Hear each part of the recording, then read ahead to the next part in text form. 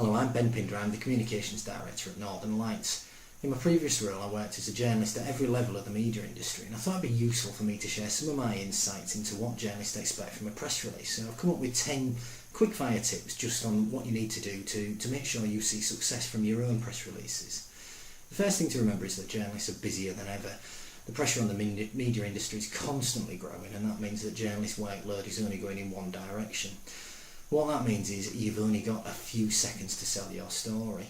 Most news editors today are now getting upwards of 300 emails, all of them for press releases, and that means that in an average shift they're getting an email every 90 seconds. The key thing to remember with that is sell it hard, sell it fast. And the other aspect you've got to consider is that news is a product that has to be sold. It's not a public service. So make sure your press release has as broad a appeal as possible. You may be targeting a trade magazine or something very specific, but regardless, they're going to have readers that span the entire spectrum of that sector. So you must remember that whatever your press release is, that it's got to appeal to all of their readers. If you can do that, the likelihood is that you will soon get your press release covered. So to the 10 tips. The first you need to consider is it a story? This is the golden rule. The way I always look at it is that can you imagine telling your story to a group of friends and holding their interest? You've got to really think about who you're communicating with and if it has that news value. You must remember to always make sure it's a story. All too often I see press releases that just have no value whatsoever, and when I speak to the people who've sent them and say, why have you sent me this? They simply say, my boss has set me a target to send out 3 press releases a week.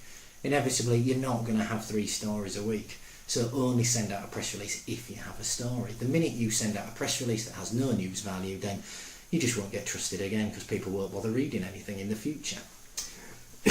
The second tip is keep it brief. It's important to keep it very short, very snappy, very quick and easy to read. The one thing I always say is you've got 20 words to sell the story. Your introduction should only have 20 words. And now that may be a little harsh, and I think many of my colleagues in the journalism sector would say you can probably have 30. But if you can tell the whole story in 20 words, then you're definitely going to grab someone's attention. The thing to remember when writing a press release is what you'll see in any news publication is that it's written in a pyramid. So you start with your first introduction with the 20 words that will include all of the information you need to know. It will tell the whole story. The next paragraph will add a little more detail, and the next paragraph will add a little more detail, and you'll continue on like that.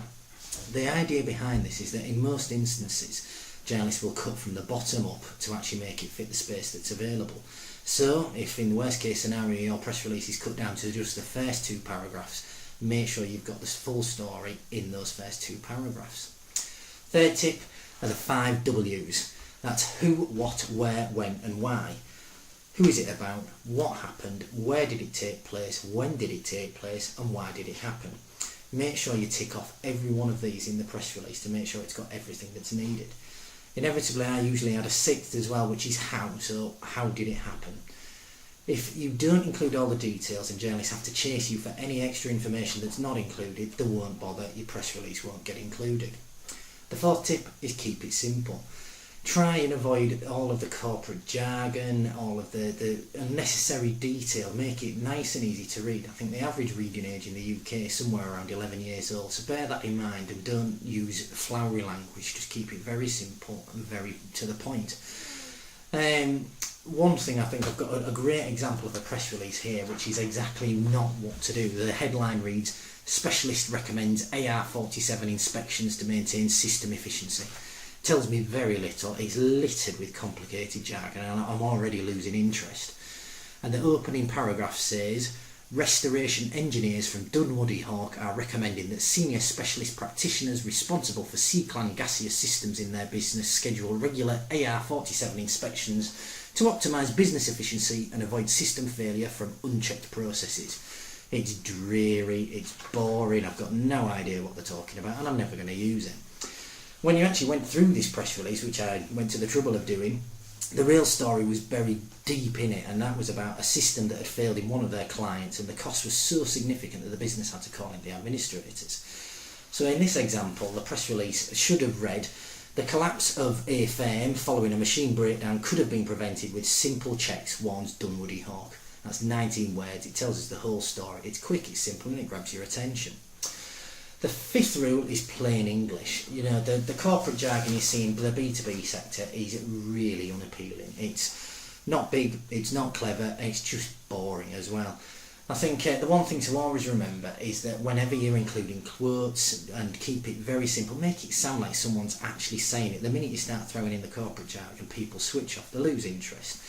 I've got a lovely example in here which I'm convinced that no one in the world has ever said, and it is: we have developed a trans-directional strategy that will optimise our performance and deliver a paradigm shift across a full spectrum of our multi-level enterprises. It's awful, truly awful. What they actually meant to say was, we've got a new plan to make more money and motivate our people across the business. That's the point. Keep it simple, make it sound like someone's saying it. 6 is be honest. And it's a golden rule. All too often I've seen press releases and stories that I've thought, oh, this is great. The minute you start checking is the facts aren't correct, and you're just blacklisted. You can't be trusted, and you'll never see any success again. So don't try and bury the truth, don't embellish the facts, just keep it simple, keep it honest, and trust that your story will be enough to attract people's attention. 7 is about being targeted. You've got to look at the journalists, what their interests are, who they're writing for, which regions they cover.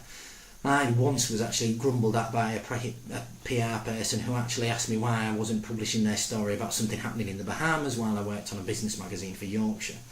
So look at what the journalists are doing. The important thing to remember is write every press release to actually suit those individual publications and those individual journalists. If you take the trouble to do that, so it's exactly what they're looking for is directed directly at them, your success will soar.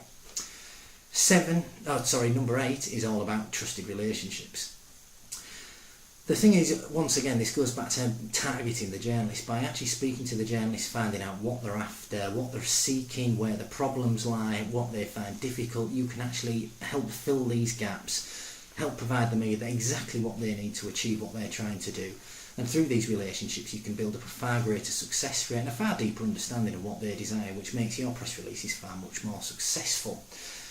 Number 9 is all about pictures. Pictures are fantastic tools for securing coverage on your press release. If you've got a really great picture that screams out, it's interesting, it tells the full story, more often than not your press release will get included just so they can use a good, colourful, solid image.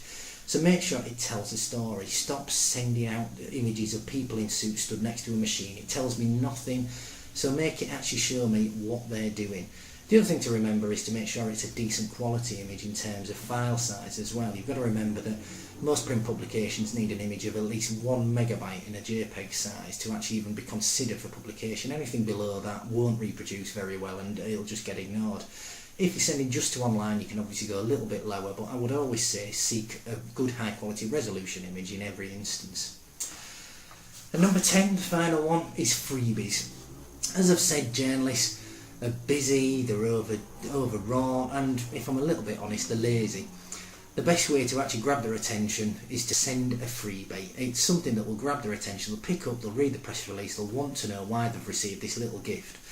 And the final message is a story that I'd like to share, which is when I worked on a business magazine in Yorkshire, one company that started up a business selling cakes on sticks. I think they were called cake pops.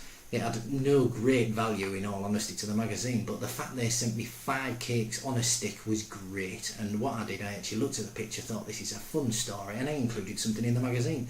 They got great PR, and it's all down to them just actually being a bit more generous with the product and grabbing my attention with the freebie. There's my thoughts on what you need to do with the press release, and inevitably I've raised some issues you probably don't agree with, so I'd love to hear from you if you do disagree, and I look forward to speaking to you soon.